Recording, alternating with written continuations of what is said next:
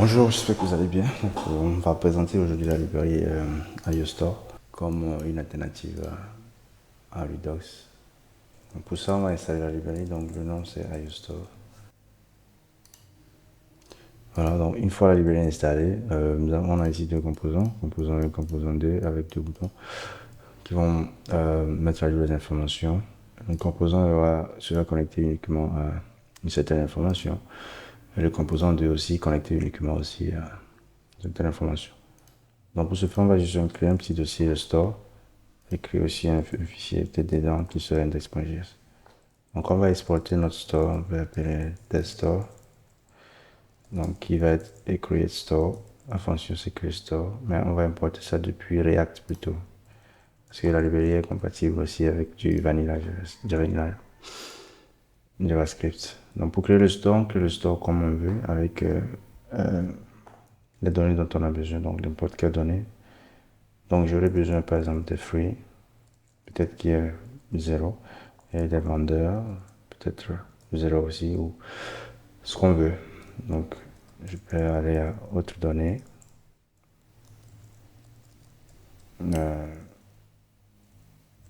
et puis comme ça. Voilà. Donc une fois que le store est créé, c'est bon. Si on veut, on peut ajouter des actions, comme cela se fait aussi avec les autres librairies, mais si on n'est vraiment pas obligé d'ajouter des actions ici, c'est comme on veut.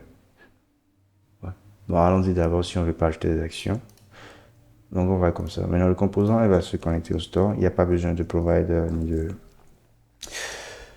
un contest.provider, un contest.consumer ou toutes sortes de providers. Il n'y a vraiment pas besoin de cela. Donc on va récupérer juste une information ici. Donc qui sera pris au niveau du test store. Donc en exécutant le test store de cette façon, on récupère automatiquement toutes les informations ici. Donc ici il y a toutes les informations. Donc si on veut juste une partie des informations, on peut récupérer tout, faire du destructuring et puis afficher les informations qui sont disponibles à récupérer. Donc on peut récupérer le salaire, le order data et puis les fruits. Ou si on veut juste directement récupérer une seule information, on peut peut-être récupérer seulement les fruits. Donc on peut utiliser le selector ici. Donc, qui va nous proposer automatiquement certaines informations. Donc, on peut récupérer le fruit, on peut récupérer le order data, on peut récupérer même le order data.value, on peut récupérer aussi le seller. Donc, pour les fruits, on se met un fruit ici et puis c'est bon. Donc, si on laisse le étoile, c'est pareil comme si on récupérait aussi absolument tout. Donc, on va récupérer uniquement les fruits et déposer les fruits ici. Et bien sûr, mettre fruits, fruits. Maintenant, on fait pareil pour le composant 2 aussi, qui a aussi besoin de cette information. Donc, on va récupérer les vendeurs, donc, depuis le test store, qui va être sales. Maintenant, ici, on met les vendeurs, donc, sales. Maintenant, ces deux boutons ici dans App vont nous permettre de modifier les informations que chacun consomme en quelque sorte. Donc ici, pour tester la stabilité, on peut essayer de mettre un console.log render ici, render app, le composant app qui se render. Dans le comp 1 aussi, on va tester la stabilité, render comp 1. Et ici aussi, on va faire un render comp 2. Maintenant, une fois que c'est fait, on va utiliser ces deux boutons pour pouvoir ajouter plus de fruits et puis plus de vendeurs en quelque sorte.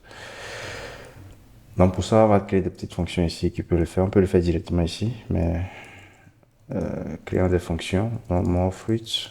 Étant donné qu'il n'y a pas de quoi que ce soit ici, on ne va pas utiliser le callback. On crée juste la fonction comme cela se doit. More fruits et puis une autre fonction pour ne pas embrouiller les choses, une autre fonction more sellers. Voilà. Maintenant, cette fonction sera attachée ici. Donc, si on clique ici, on va ajouter plus de fruits. Et si on clique ici, voilà, on va ajouter plus de vendeurs. Donc ici, qu'est-ce qui va se passer pour modifier le store? Tout ce qu'on a fait, c'est test store avec la méthode set. Donc, on va récupérer une référence du store ici. Et là, on peut faire référence point. Donc, on a accès à fruits, à order data et à cell. On peut faire ce qu'on veut. Donc, comme c'est les fruits ici, on peut faire plus égal à 1, simplement. Pareil aussi pour les sellers, on peut faire pareil. Ref.seller plus égal 1. Donc, plus égal 1. Voilà. Donc, comme ça, si on veut modifier aussi d'autres données, donc je peux peut-être mettre un troisième bouton ici, donc qui va être More Data. Donc, il va juste se charger de modifier une autre donnée, qui est la troisième donnée de notre tableau, donc More Data. Donc, ça va être set.ODAData, ici, point value, plus égal 1. Voilà. En supposant qu'on a mis 12 ici, voilà. Donc, on va mettre ça ici aussi. Et c'est bon. Maintenant, on va faire un npm run dev.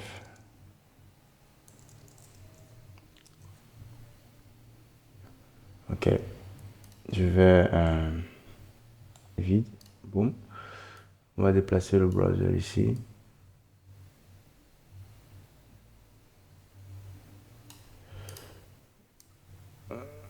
Un peu le browser.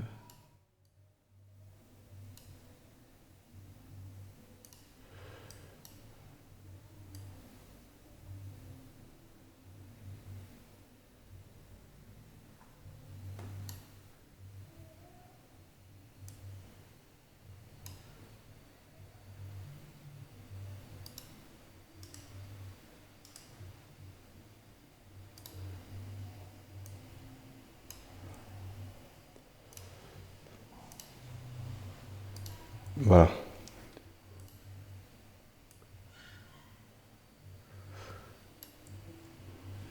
Donc voilà un peu. Donc avec ça, on va démarrer le... Ici, avoir le projet. Donc voilà ce qu'on a un peu. J'ai pas... J'ai pas de style par défaut. Hein. Voilà. Donc par défaut, le composant 1 ici, le composant 2 ici. Et on va afficher la console aussi pour ce dernier, pour pouvoir essayer de traquer un peu ce qui se passe. Donc les renders en gris, c'est avec le strict mode qui vient par défaut, pour s'assurer que tout est bien stable. Et les renders non grisés, ce sont les renders normaux. Donc si on vient, tout le monde sera une fois. On a le app, on a le composant 1, puis on a le composant 2. Donc si je demande plus de fruits, uniquement le composant 1 sera, puisque c'est lui qui est connecté à la valeur fruit. Donc au fur et à mesure que les fruits augmentent, uniquement le composant 1 sera. Donc le composant 2 est stable, le composant app lui-même également aussi est stable. Si je demande plus de vendeurs, uniquement le composant 2 aussi sera, puisque c'est uniquement lui qui est connecté aussi au store. Donc le composant 1 et le composant app aussi, ou toute l'application, puisque le composant app c'est toute l'application en quelque sorte est stable, pendant que uniquement le composant serveur se met à jour. Et si je demande plus de vendeurs, personne ne se rend, puisque actuellement personne en fait n'écoute la donnée qui se trouve dans ODA Data. Donc malgré que la donnée change, toute mon application est totalement stable, puisqu'il faut que quelqu'un soit connecté à cette donnée avant que ça ne met à jour un élément dans le DOM ou quoi que ce soit. Donc voilà, la simplicité avec laquelle vous pouvez gérer le store global sans toutefois se fatiguer avec les user, les actions et tout ce tralala. Voilà. Donc en plus de cela, le store est vraiment immutable parce que lorsque vous faites une modification ici, dans le app, vous faites un set, vous pouvez toutefois à n'importe quel moment aussi faire le test store ici, .get ici. Donc avec ça, vous avez une valeur qui n'est pas mise à jour en temps réel, hein, mais vous avez quand même la dernière valeur du store qui est disponible ici pour vous, bien sûr, avec le concept de immutabilité. Donc vous avez un nouveau store, une nouvelle référence qui fait que si vous modifiez des informations du store, informations auxquelles vous êtes connecté actuellement, ça ne modifie pas le store, votre réel store en quelque sorte derrière. Donc le store est toujours protégé en quelque sorte. Les données sont toujours bien conservées, bien stables. Donc toute erreur ou bien toute modification non intentionnée, bien sûr, qui se produira lorsque vous vous connectez au store, tout cela sera uniquement disponible là où vous avez fait. Mais le vrai store, lorsque quelqu'un d'autre va demander la vraie information, il recevra toujours les données intactes et parfaites qui sont là. Vous pouvez aussi utiliser la méthode test store pour faire le listen. Donc, vous pouvez faire un listen ici pour écouter aussi un changement dans le store. Donc, supposons que vous ne voulez pas utiliser les states, ou même vous ne voulez pas que le composant se rend lorsque un changement s'effectue. Donc, vous pouvez peut-être mettre à jour le DOM sans utiliser de state avec peut-être des références. Vous pouvez juste aller dans le use effect ici et simplement écouter bien sûr les changements de votre store. Donc je vais juste formater un peu le code. Donc, vous pouvez juste faire un lesson comme ça. Et ici aussi, vous avez des propositions. Vous pouvez soit écouter tous les changements, écouter juste le changement du free, écouter juste le changement de order data, écouter juste le changement de celui-ci, ou écouter le changement de salaire. Donc, supposons maintenant qu'on veut écouter le changement de order data point value exactement. Data point value. Donc, on va récupérer ici un callback ici où on va avoir la donnée qui a changé. Donc, si vous écoutez order data.value, alors vous aurez la valeur qui se situe ici dans le chain. Si vous écoutez seulement order data, vous aurez la valeur, toute la valeur de order data dans le chain. Donc c'est vraiment en fonction de ce que vous écoutez. Parce que par exemple, si je fais un log ici et que je fais un log de change, lorsque je fais point, j'ai les propriétés qui correspondent au fait au type nombre, puisque nombre ici, value ici est de type nombre. Mais si je veux écouter uniquement value, lorsque je fais point au niveau du change, j'ai d'abord value qui m'est proposé, puisque la valeur value est attachée à order data, et ce n'est qu'après ça que j'ai bien sûr toutes les propriétés qui sont proposées au type nombre. Donc c'est un peu ça. Donc supposons maintenant qu'on écoute au fait ces changements, comme ceci dans le app. Si on divise un peu, seulement en ce moment, lorsqu'on clique, vous avez vu, on a le log maintenant qui se situe au niveau du useEffect ici. Mais le composant app ne se rend pas. On n'a pas de render app, mais on a aussi les changements automatiques. Donc, toutes ces combinaisons sont là pour vous, pour les utiliser selon les scénarios, selon les besoins, tout en contrôlant bien sûr la stabilité de toute votre application et bien sûr ne se fatiguant pas trop avec les Redux, les réducers, les actions, toute cette histoire. Maintenant, pour ceux qui sont fans des actions et autres, vous pouvez toutefois ajouter votre action ici. Donc, supposons que vous voulez créer une fonction, bah, vous créez votre fonction ici, vos actions sans aucun souci, et qui prend peut-être un paramètre, params, comme ceci. Et maintenant, pour mettre à jour le store, parce que vous avez une action, vous pouvez réutiliser votre store comme ceci, faire un set et récupérer la référence du store ici comme ceci, et faire la modification que vous voulez faire. Donc, s'il y a une propriété qui était ici qui n'existait pas, vous pouvez ajouter une nouvelle propriété sans aucun souci. Donc, je vais appeler par exemple new prop. Donc, new prop qui va être ce que je vais envoyer comme params. Donc, de ce fait, dans app ici, je vais mettre un nouveau bouton ici, dans lequel on va ajouter add new props. On va appeler ça comme ça. On va ajouter une nouvelle propriété. Donc, quand on va cliquer là-dessus, ça va juste ajouter une nouvelle propriété. Donc, ici, on va appeler ça add new props. Donc, add new props et add new props ici. Et on a le test store. On n'a plus besoin vraiment de tout ceci, puisque on a maintenant, comment on va dire, on a mis une fonction de l'autre côté. Donc, on peut récupérer la fonction aussi comme ceci avec le test store. Et on va appeler, disons, appelons la fonction add new props, même si on veut, comme ceci. On n'aura plus besoin de créer cette fonction ici. Donc, add new props est égal à test store de func, puisque c'est func qu'on a utilisé comme nom ici. Donc, on a add new props ici. Voilà, add new props ici. Et quand on clique, on fait add new props. Étant donné qu'on va lui envoyer une propriété, on va donc utiliser anonymous function ici et ajouter la valeur de la nouvelle propriété. Donc, peut-être la valeur c'est value, un string comme ceci. Donc, c'est bon. Donc, une fois que c'est fait, lorsqu'on vient ici sur le bouton ici, lorsque j'ajoute une nouvelle propriété, ça passe, mais étant donné que personne n'est connecté à cette propriété, on ne va pas vraiment avoir ces changements. Donc, décidons plutôt d'écouter ici tous les changements à ce niveau. Et là, vous allez vous rendre compte qu'en écoutant tous les changements, lorsque je vais ajouter une nouvelle propriété, j'ai automatiquement la nouvelle propriété qui est disponible pour moi ici. Donc, qui est le new props, qui est le value, qui est situé à ce niveau. Donc, si la propriété n'existait pas au début de la création du store, vous ne pouvez pas la voir lorsque vous demandez l'autocomplétion ici pour pouvoir faire des sélecteurs. Parce que celui-ci, ce qui s'affiche ici, c'est ce qui a été préalablement défini à ce niveau ici. Donc, ça, c'est une nouvelle propriété qui n'existait pas.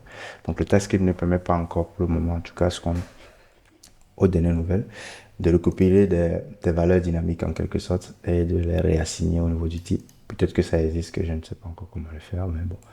Tout compte fait, toutes les valeurs qui sont ici sont disponibles pour vous dès que vous les renseignez. Vous pouvez facilement les récupérer ici. Mais pour les nouvelles valeurs, vous êtes obligé soit d'écouter tout, ou soit si vous voulez assigner la nouvelle valeur peut-être à order data. Donc vous pouvez faire par exemple order data.newprops comme ceci.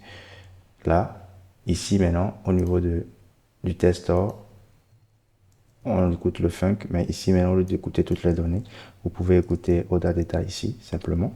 Et là, comme ça, lorsque vous changez, vous avez uniquement la nouvelle props qui est attachée à ODA Data. Libre à vous de jouer comme vous voulez, de définir les actions ainsi de suite comme vous voulez ici, ou de vous simplement déplacer les actions et de simplement utiliser votre store comme bon le semble. Vous pouvez appeler le store depuis un composant interne ici, ou l'appeler aussi depuis un composant externe. Donc ici, on va créer peut-être un fichier ici, on va l'appeler external.js, donc qui va avoir une fonction, peut-être func aussi, comme ceci, et son rôle. Son rôle, c'est juste d'appeler le store et de le modifier. Comment la modifier? Peut-être que son rôle, c'est de faire un ref.orderData.newValue égale à 16 peut-être. Et maintenant, bien sûr, vous exportez la fonction pour qu'elle puisse être disponible ailleurs. Donc, de ce fait, à ce niveau ici, vous pouvez ne pas utiliser la fonction ici, comme ceci, et juste, bien sûr, pas utiliser la fonction et juste à ce niveau, appeler votre fonction func que vous avez exportée. Bien sûr, vous aurez besoin de la propriété ici, puisqu'elle va prendre ici un params. Si on veut passer ici le params ici, tout est bon. Là, maintenant, si on ajoute une nouvelle propriété, ça marche aussi depuis un fichier externe qui n'a rien à voir avec un composant. Donc, vous avez vraiment la flexibilité de faire ou bien d'utiliser le store comme bon vous semble. Voilà, d'être tout à fait libre. Pour les données qui sont comme des tableaux, donc ici, vous avez peut-être un tableau. Ajoutons peut-être un tableau ici, comme ceci. Voilà, qui est un tableau vide. Et vous voulez peut-être mettre à jour ce tableau-là. Donc, utilisons toujours la fonction externe ici. Donc, supposons que nous voulons mettre à jour le tableau ici à une certaine position donnée. Donc, supposons que nous allons envoyer un index ici. Ou soit, supposons que nous voulons juste ajouter d'abord une nouvelle valeur. Donc, disons, nous allons faire array. Vous pouvez juste faire le push de la nouvelle valeur ici. Comme ça. Je vais appeler ça value. Array.push. C'est tout. Vous avez mis à jour votre store. Donc, arrivé ici, vous écoutez le changement de order data ici. Plutôt de array ici. Et là, lorsque vous faites ça et on fait ça, vous avez la nouvelle valeur qui est poussée dans le tableau uniquement pour vous. Maintenant, si une valeur existait déjà dans le tableau, donc peut-être vous avez une première valeur ici et vous voulez ajouter une autre valeur, donc peut-être ici, ou soit vous voulez modifier la valeur existante, donc vous pouvez juste passer ici au niveau de votre fonction, ajouter un index ici et au lieu de faire un push, vous n'avez pas besoin de récupérer le tableau comme on le fait d'abord et de faire un shallow copy du tableau et puis de modifier. On n'avait pas besoin de faire tout ça. C'est déjà, on a déjà pris soin de cela pour vous. Vous passez juste l'index que vous avez dans votre tableau et vous mettez à jour sa valeur simplement. Donc de ce fait, à ce niveau ici, si on veut mettre à jour le tableau, peut-être que je vais mettre à jour la donnée qui se situe à la position 1. Donc je vais mettre ici second value. Et ici, on va mettre ici first value. Comme ceci. Donc, pour pouvoir bien voir ce qui se passe, on va essayer de se connecter aussi à la donnée ici pour voir la valeur initiale. Second value. Donc, ici, on va voir ici, au niveau du fichier app ici, on va modifier la valeur qui se situe à l'index 1 et on va ajouter, on va mettre plutôt edited value. Donc, avec ça, si je fais ici, vous avez vu qu'à la position 1 du tableau, la valeur a été modifiée pour mon edited value et c'est bon, sans aucun souci. Donc ça marche avec tous les éléments. Peut-être que c'est un objet qui se situe peut-être ici et pas un string.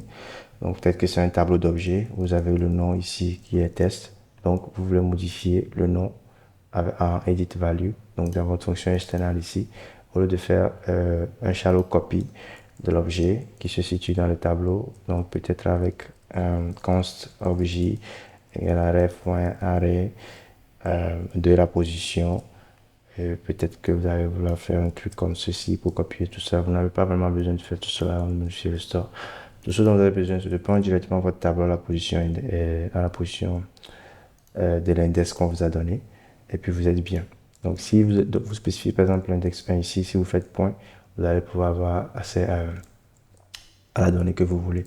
Donc index, vous savez que c'est un tableau d'objets dans lequel il y a la propriété name. Donc vous appelez name qui sera égal à la valeur qui sera renseignée. Donc de ce fait, lorsqu'on vient ici et que je clique ici il y a automatiquement une valeur qui est mise à jour ici, name, qui est edit value, alors qu'au préalable, name était juste test. Donc, sentez-vous utiliser le store d'une façon assez flexible, sans complication. Prenez votre référence ici et puis faites toutes les modifications que vous avez à faire immédiatement en une seule ligne. C'est tout à fait compatible aussi avec les maps. Vous pouvez utiliser un map ici, new map, comme ceci, faites ce que vous voulez. Vous pouvez aussi utiliser les sets, vous pouvez utiliser tout ce que vous voulez à l'intérieur du store. Vous pouvez transférer les références, transférer les composants, transférer absolument tout ce dont vous avez besoin pour le store, pour pouvoir vous faciliter la gestion des données, au fait, d'une façon globale dans toute votre application. Donc, en gros, c'est un peu la présentation de la librairie. iOStore, elle est aussi très légère. Je ne pense pas elle n'atteint pas 1 kb. Donc, c'est plutôt un bon investissement aussi si vous pensez aussi économiser, voilà, gérer plutôt le coût des librairies dans votre build final lorsque vous allez faire un NPM Run build. Donc, la librairie aussi est compatible avec SSR sans aucun souci. Donc, vous pouvez toutefois la tester avec Remix ou Next.js ou toutes sortes de projets nécessaires. Vous allez juste, à mon avis, l'adorer. Bien.